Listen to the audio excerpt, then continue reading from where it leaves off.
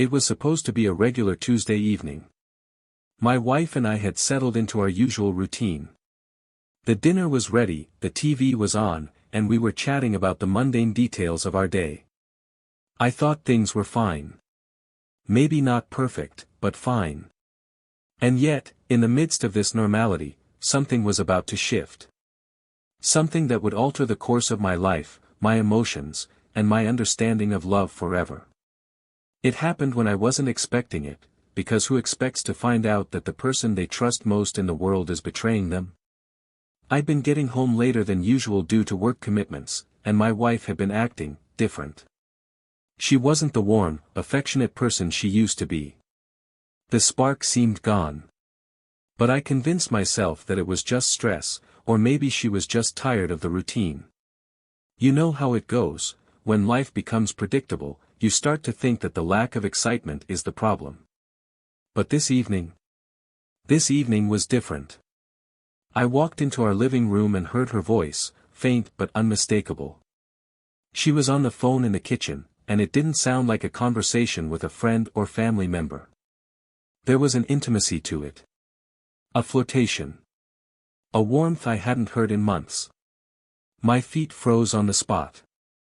"Are you sure he won't find out?" she asked, her tone light, almost playful. "I don't want to get caught. Not like last time." My heart dropped into my stomach. Caught. My mind raced as I replayed the last few weeks of our life together. There had been subtle changes, less affection, more time spent apart. But I had dismissed them, thinking I was just overthinking things. Now, the words I just overheard began to paint a horrifying picture. I couldn't believe what I was hearing. She wasn't talking to a friend, or a family member, or even a coworker. She was talking to someone else, someone who wasn't me. The conversation was casual, too casual. She was speaking to him with such ease, as if their secret was nothing. As if the man who had been her husband for almost a decade didn't even matter. "Don't worry," she continued, "I'm good at keeping things hidden. He'll never know. We'll meet again tomorrow." I stood frozen. The woman I had spent years building a life with was having an affair, and I was hearing it all, piece by piece. How long had this been going on? I had no idea, but the signs were now glaringly obvious. Every little detail, the late nights, the random mood swings, the distance between us, suddenly made sense. My wife had been living a double life. But something strange happened in that moment.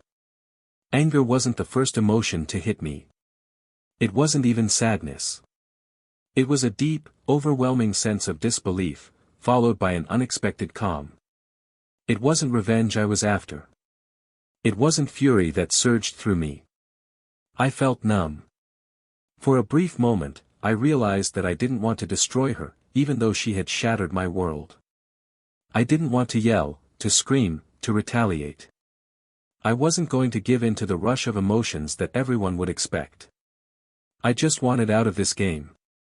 This game of pretending, of hiding, of living in the shadow of something that wasn't real anymore. And so, in that very moment, I made a choice. I wasn't going to allow this affair, this betrayal, to dictate how I would respond. I was no longer going to live for her. I was going to live for myself. As I heard her laughter on the phone, I realized this was no longer my fight. It was hers. And while she continued her conversation, oblivious to the fact that I now knew the truth, I began to think of myself, not of the marriage, not of her, but of me. This was the moment when everything shifted. I didn't need revenge. I didn't need answers from her. I needed my own life back. The next few hours felt like they were unfolding in slow motion. My hands were trembling as I tried to process what I just overheard. The weight of her betrayal was like a dark cloud settling over my thoughts, suffocating me. But as I stood there, I did nothing. I simply listened to the distant sounds of her laughter as she finished the call. A small part of me wanted to rush in, confront her, demand answers. But the larger part of me, the part that had already made the decision, knew better. I wasn't going to fall into the trap of rage, of tears, of begging her to explain.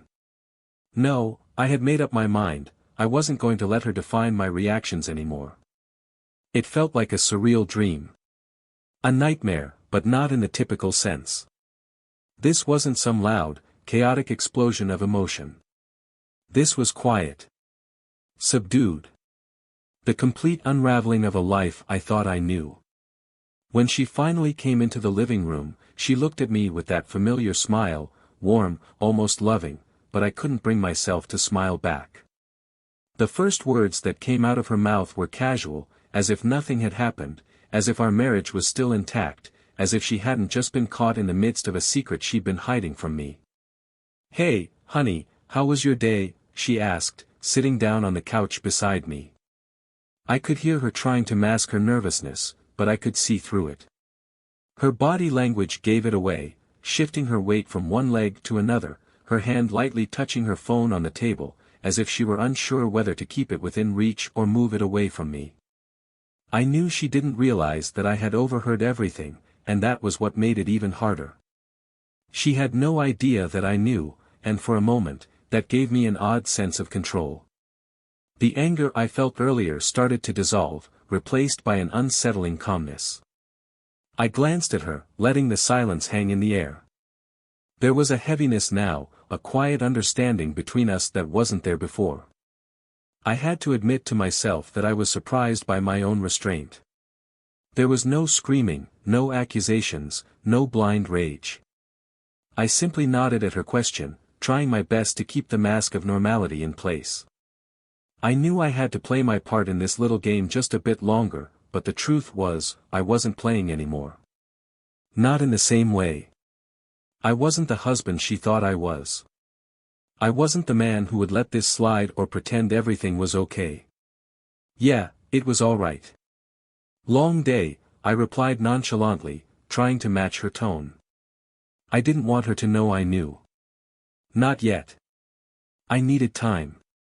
Time to process the devastation, time to breathe, time to think. But as the conversation went on, I felt that disconnect growing. It was as if I was watching us from the outside. Everything she said, every gesture, every little laugh, felt distant and foreign. Nothing felt real anymore. I had just listened to her speak with someone who wasn't me, someone who had been taking my place in her life, and I couldn't stop thinking about it. The worst part? I knew who it was. Or at least, I was fairly certain. Her colleague from work, the one she always seemed to mention in passing. The one she'd casually said was just a friend. The one I'd trusted her with.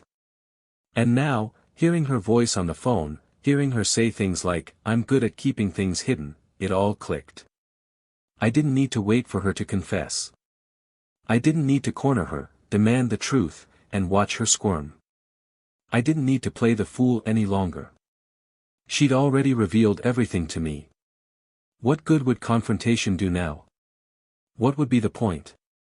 It wouldn't erase what had already been done. But there was something else, something I wasn't expecting. Despite everything she'd done, I wasn't angry. Or, at least, not in the way I thought I would be. It was as if my mind had already moved past the betrayal, accepting it for what it was, her truth, not mine. I was done being caught up in it. I was done being the victim. I didn't need to be a victim anymore. And then, I did something I hadn't expected. I stood up, walked to the window, and looked outside. The night was peaceful, serene even.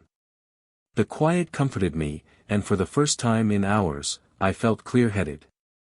No more lies, no more pretending. She continued talking as if nothing had changed.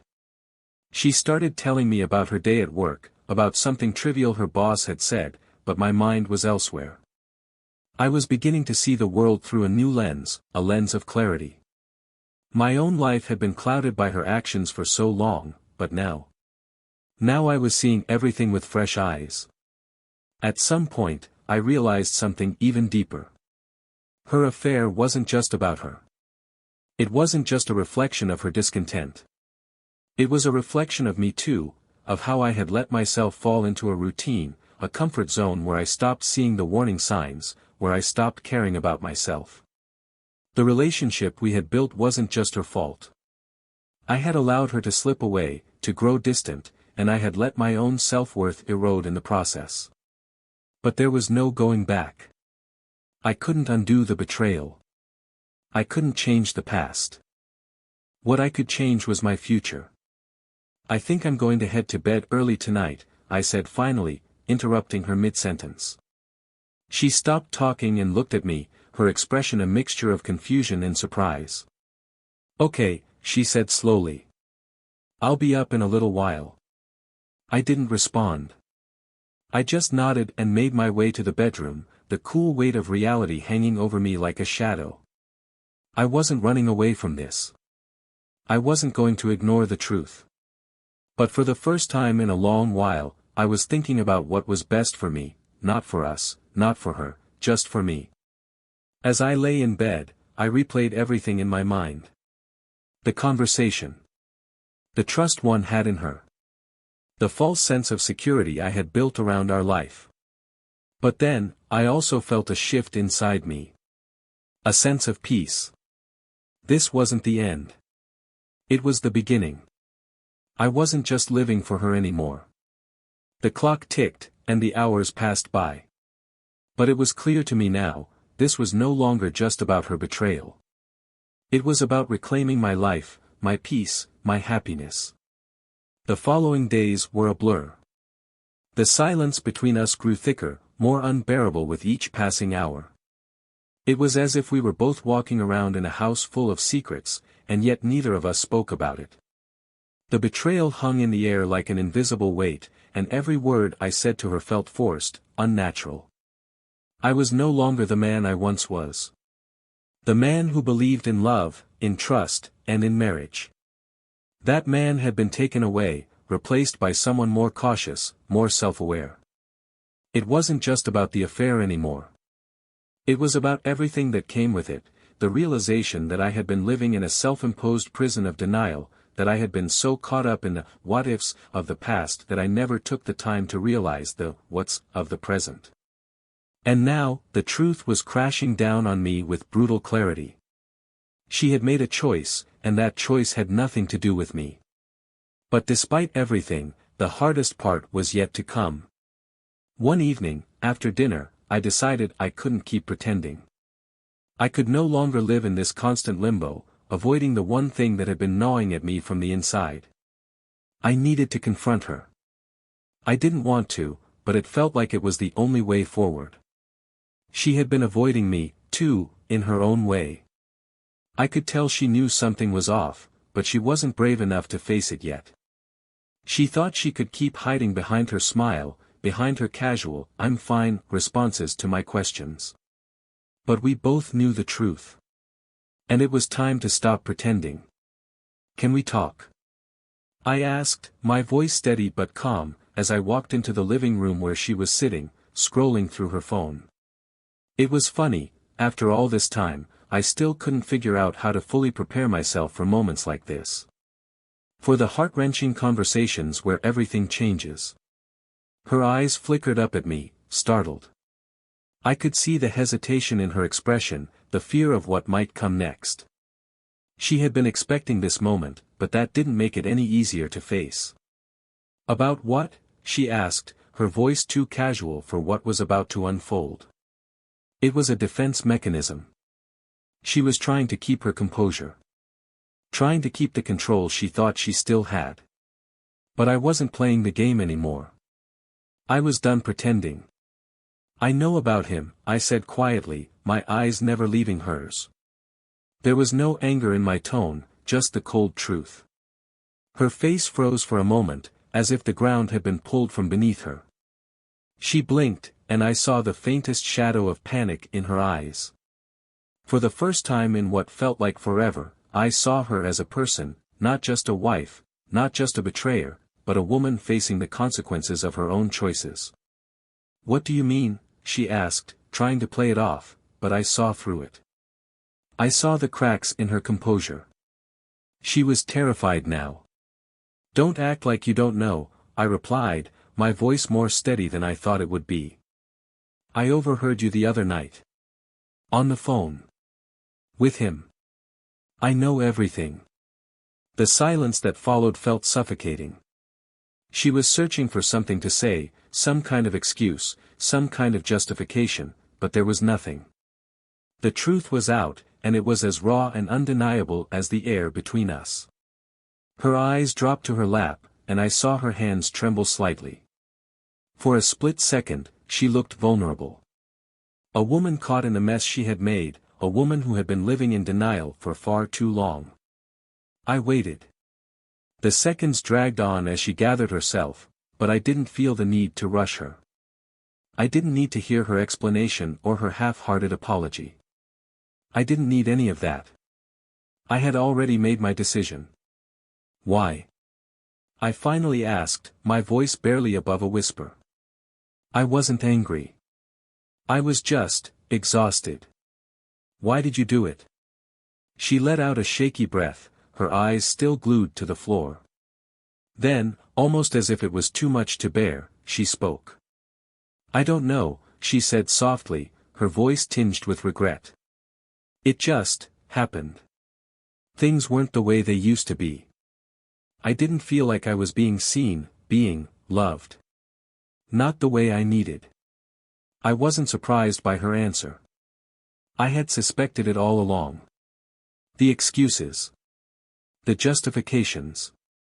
She had been looking for something she felt was missing, something she thought she could find with someone else.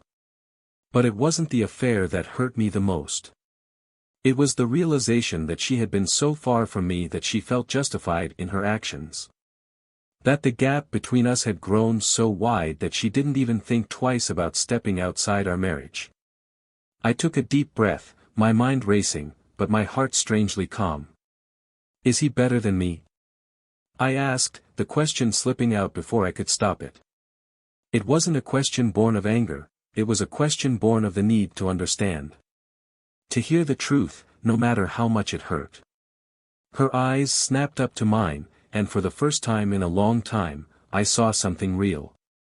Something human. Guilt. Fear. And maybe even regret. She opened her mouth to speak, but then she closed it again. What was there left to say? How could she explain something that wasn't about me, but about her own fears, her own shortcomings? I don't know, she whispered, her voice trembling. I don't know anymore. I didn't think it would get this far. I never meant for this to happen. Her confession hung in the air between us, but I didn't feel the anger I thought I would. Instead, a quiet resolve settled over me. The truth was out. I had asked the questions I needed to ask, and now it was time for me to move forward. I stood up, looking at her one last time. I'm not going to get revenge, I said firmly. But I'm not going to pretend like everything is fine, either. I'm done. I'm living for me now. She looked at me, the words sinking in. For the first time in years, I felt free. I wasn't angry. I wasn't devastated. I was just free. As I turned to walk away, I could hear her voice break softly behind me, but I didn't look back. I didn't need to. The biggest twist wasn't the affair, it was that I no longer needed her to define who I was. And that realization, that truth, felt like the beginning of something entirely new.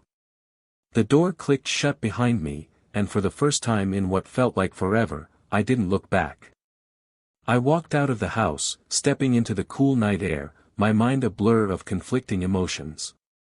The weight I had carried for so long, anger, sadness, confusion, seemed to lift in that moment. It wasn't the closure I had imagined, it wasn't the dramatic confrontation or the cathartic release of revenge. But it was enough. I had finally let go. I wasn't sure what came next, and that's the thing about change, it's never as neat and tidy as we want it to be. The days after that conversation were filled with a strange sense of peace, mixed with moments of doubt. There were times when I would find myself drifting back to the memories of the life we had built, the hopes and dreams we once shared, and the love that had felt so real. But then, like a flicker of light in the dark, I would remember the moment I walked away, how it felt to take control of my own life again. It was strange, this newfound freedom. It wasn't liberating in the way I thought it would be. It wasn't about going out and seeking revenge, or even about cutting her off completely. I didn't want to spend my days consumed by the anger of betrayal. Instead, I chose something different.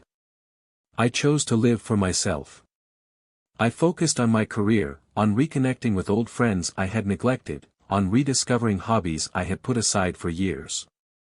I found joy in the little things again, long walks in the park, a good book, cooking a meal for myself, things I had forgotten mattered. But even as I embraced this new chapter, I couldn't help but wonder, was this the right choice? Was it enough? There were still unanswered questions, still pieces of the puzzle that didn't quite fit. Was she truly sorry for what she had done, or was this just a moment of guilt, an attempt to ease her own conscience? Would she change, or was the damage already too deep? In the silence of my own thoughts, I had to admit that the future felt uncertain. But maybe that was okay. Maybe it wasn't about having all the answers, about knowing exactly how things would unfold. Maybe it was about simply living in the present, letting go of the past, and accepting that the only thing I could control was how I moved forward.